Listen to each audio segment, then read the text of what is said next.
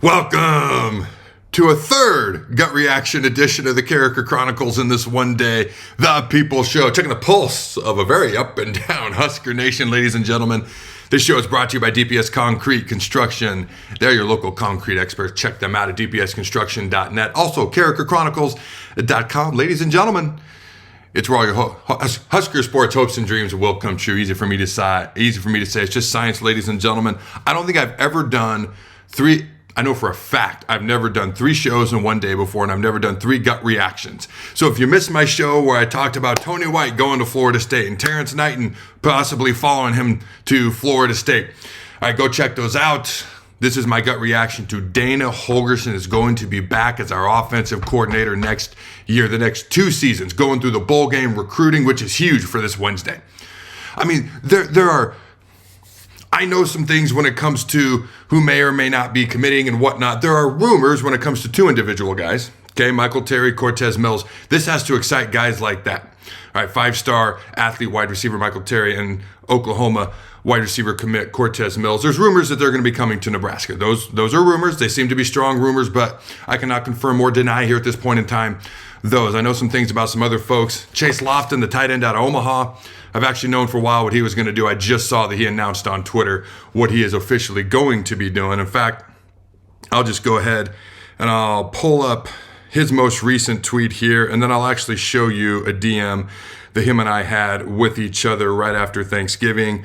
But Chase Lofton just put this out.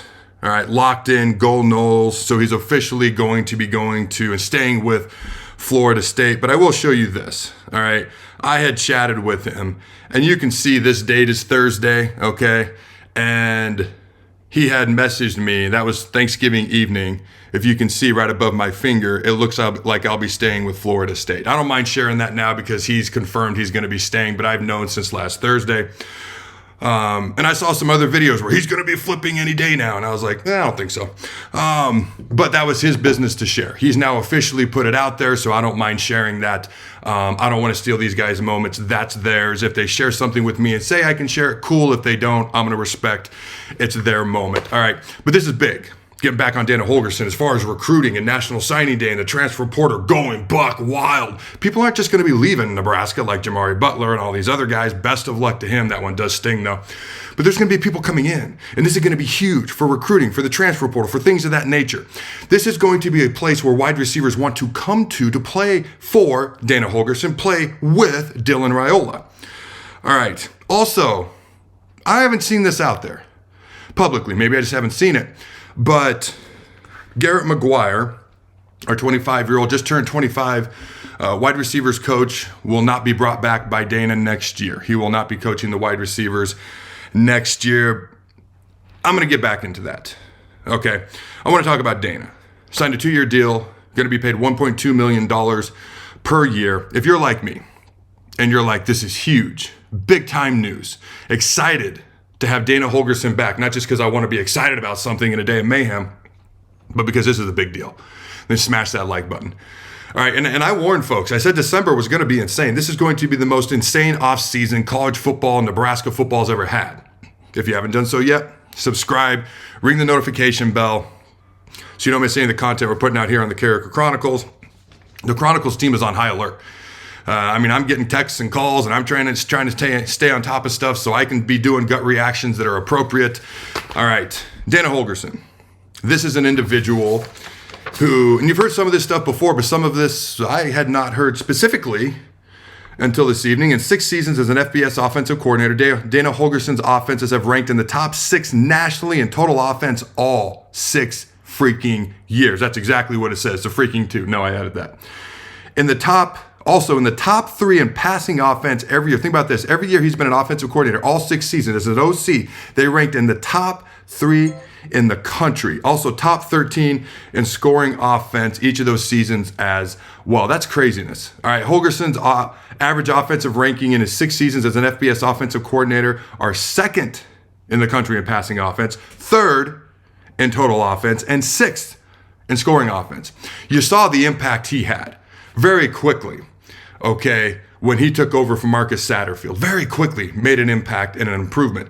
And even against Iowa, I already talked about this in the gut reaction, but we could have put up 20 points on the board versus Iowa, or actually it was my Sunday show from last Sunday. Only 5 teams have done that all year. Only one has scored more than 21 all year. 3 of them scored 20, one of them scored 21, and the one team scored 32. Only one team has scored more than 21 points on them all year, and Nebraska could have done that in the freezing cold, the coldest game, okay, that Kinnick Stadium has had since 2013 when they played Michigan that night. Obviously, we didn't put up 20 points. Dropped by Isaiah Nayor, missed a 34-yard field goal, a lot of things that were beyond Dana's control. He can only scheme the guy open. He can't actually go physically catch the ball or kick the 34, very reasonable expectation field goal to make the 34-yard field goal for them. All right. Let's see what else we got here. I got a whole lot, actually. I'm going to come back to Garret McGuire in just a minute as well. But under Holgorsen's direction, Nebraska improved on offense in the final 3 games, highlighted by a 44-25 victory over Wisconsin. All right, now Nebraska posted its highest point total in that game since 2021 when they dropped 56 on a pretty bad Northwestern team. While his total offense, 473 yards, rushing offense, 180 yards, and passing offense, 293 yards, outpitched were all the second best of the entire year just in his second game as the OC. Also, this has not been talked about enough, Emmett Johnson, total yardage-wise, put up the most amount of total yards by a Big Ten player, a Big Ten back, all right, in a Big Ten game since 2016. That was Saquon Barkley. By the way, who's been saying we should start him all year long? Anybody come to mind? I don't know. All right, before I continue on, got a lot more to say. I want to give a shout out to our sponsors, DPS Concrete Construction. And yes, I've been wearing the same shirt for all 3 gut reactions today. Changed the hat, changed the background. But I want to give a shout out to our sponsors, DPS Concrete Construction. They are your local concrete experts, retaining wall, concrete, that type of work, the like. They're the folks to come get it done, do it for you. Look them up at dpsconstruction.net if this is your line of work. You want to work for a guy like Jason Armstrong, check him out at dpsconstruction.net. Also, bonzelpool.com. Ladies and gentlemen, it's cold outside, but this is the time of year you get your pool scheduled to be built. This is the time of year you want a freaking hot tub. Oh, it feels so good to slide in a good hot tub when it's freezing cold outside. You got a sauna, you want a sauna, you need it taken care of, you need it put in. It's these guys, Jeff Bonzel. Check them out at bonzelpool.com. Tell them Adam sent you their way. Matt Rule, got a quote from Matt Rule, and I quote, "We are excited that Dana Holgorsen has agreed to be our offensive coordinator moving forward." Okay, Dana is one of the elite offensive minds in football, and the progress we made in our final 3 games provides a glimpse of the potential of our offense under his direction. We look forward to Dana leading our offense into the bowl game and building for the 2025 season, end quote. And here's the deal. He basically gave the reins to Dana. If you watch them, especially on the sideline during the game, like Rule was looking to Dana, because Dana was running the offense. Dana wasn't looking to Rule. With all due respect, I mean that respectfully, but Dana was in charge. And he should be in charge with full decision-making power going forward as well. All right, Holgorsen joined the Huskers this fall after spending the past 13 seasons as a head coach at West Virginia, 2011 to 18, and Houston, 2019 to 23. He owns a 92-69 record as a collegiate head coach, ranking 2nd at West Virginia in coaching victories and 5th on Houston's all-time wins chart. And I talked about this before. I remember when West Virginia won the Big East. No disrespect, not the most crazy, impressive thing to do because the Big East doesn't even exist anymore in football, it does in basketball. But they dropped 70 on Clemson in the Orange Bowl, 70 plus, which is a record. I remember watching that game like, who the heck are these guys? And it's fun because I look at a guy like Ja'Cory Barney as potentially Dana Holgorsen's next Tavon Austin, if you know who that is. All right, and it's pretty obvious Holgorsen already has noted Barney and likes him a lot. Holgorsen has coached more, check this out, than 20 All-Americans and 50 NFL draft picks, including 5 top 10 picks. His players have won major national awards such as the Biletnikoff, the Paul Hornick, Johnny Unitas Golden Arm Award, and Jet Awards. Holgorsen also coached the only 2 players to be a 2-time winner of the Biletnikoff Award as the nation's top receiver. The only 2 players to ever do it and win that award twice. He's coached them both. His time as a position coach was spent as a quarterback's coach and a wide receivers coach.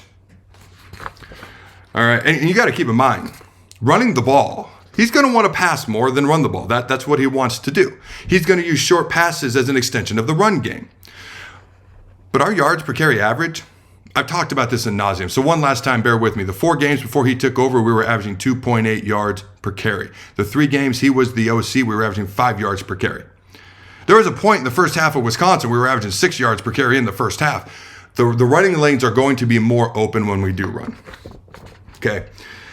And we're going to have a little bit more of an identity on offense too. And he put Harburg in to run the option. And he put in what I dubbed the Ty Robinson monster formation. So it's not like he doesn't want to run the ball too. But we just got to recognize who he is and what he wants to do. And I'm okay with that because we've got this little thing called the I word, identity. All right. Individuals have excelled in Holgorsen's offenses. In 19 seasons as an offensive coordinator or head coach, 9 quarterbacks have had 3,000-yard passing seasons, with a total of 15 individual seasons with 3,000 or more passing yards. Holgorsen has also coached 6 quarterbacks who have had a 4,000-yard passing season, and 2 have had a 5,000-yard passing season. There have also been 18 individual 1,000-yard receiving seasons and 6 individual 1,000-yard rushing seasons. Let me repeat that. 6 individual 1,000-yard rushing seasons. Nebraska's not had a 1,000-yard back since 2018 Divino Zigbo, just for comparison's sake. In Holgorsen's 19 seasons as a head coach or offensive coordinator, right? Holgorsen coached the all-time FBS leader in touchdown passes and total offense, along with the FBS season record holder in completions. He was the coordinator for 2 of the top 4 passing offenses in FBS history. Receivers have thrived under Holgorsen, posting seasons where they ranked second in the FBS history in touchdowns, receptions, and third in receiving yards. Here's the other thing. He walked in the door day one with credibility. The players immediately started playing different and better under Holgorsen.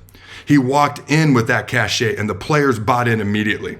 No disrespect to Satterfield, but even Rule was like, well, he's saying some of the same things that Satterfield was saying, but they weren't buying what Satterfield was saying. Also, Dana also has the cachet, but I think he made some necessary adjustments too. All right, going back to Garret McGuire. Not going to be brought back. I mean, you had Jamal Banks, all ACC type receiver. You had Isaiah Nayor. Yeah, the knee was perfectly fine. He was going to be Texas's #1 guy before he hurt the knee a couple years ago. Then he was all Mountain West when he was at Wyoming. All conference receiver here, and we didn't get anywhere near all conference type production out of either one of them at all. They wouldn't even block on the edges until he got here. Okay, we got to get better production out of our receivers. This was an easy one to call, with all due respect to Garret McGuire. He's a young guy with a bright future, but he ain't there yet. Okay, so for me, we've got Ja'Cory Barney. We've got Jalen Lloyd. I wish Malachi was still here. I do think there's more to that story, but I digress. And this is going to be a place where people want to come to. I know of a particular SEC wide receiver that's coming. Again, we'll let them break that news. Okay, let's see what else I got here. All right, I'm not 100% sure on this, but the rumor is the potential of promoting John Butler to DC. Okay, again, that's not confirmed. It's just kind of a rumor that's out there right now. And also, Rule likes to promote from within. It's what he's done in the past. Obviously not with Holgorsen. So there's always exceptions, but that is a rumor. Okay, let's see what else we got here. I can't think of too much else. All right, go check out CarrikerChronicles.com. Ladies and gentlemen, it's where all your Husker sports hopes and dreams will come true. Let me know your thoughts in the comments below to these questions. Number 1, is our offense now the strength of the team with Tony White gone and Dana here? Or this is now the strength. Number 2, the year 2 jump for Dylan Raiola. Will it be small, medium, or large? And number 3, Dylan Raiola, Ja'Cory Barney, Vincent Shavers, and Willis McGahee. Those are 4 guys we have to keep here. Will we keep them all? Go Big Red Nose. Remember to throw the ball.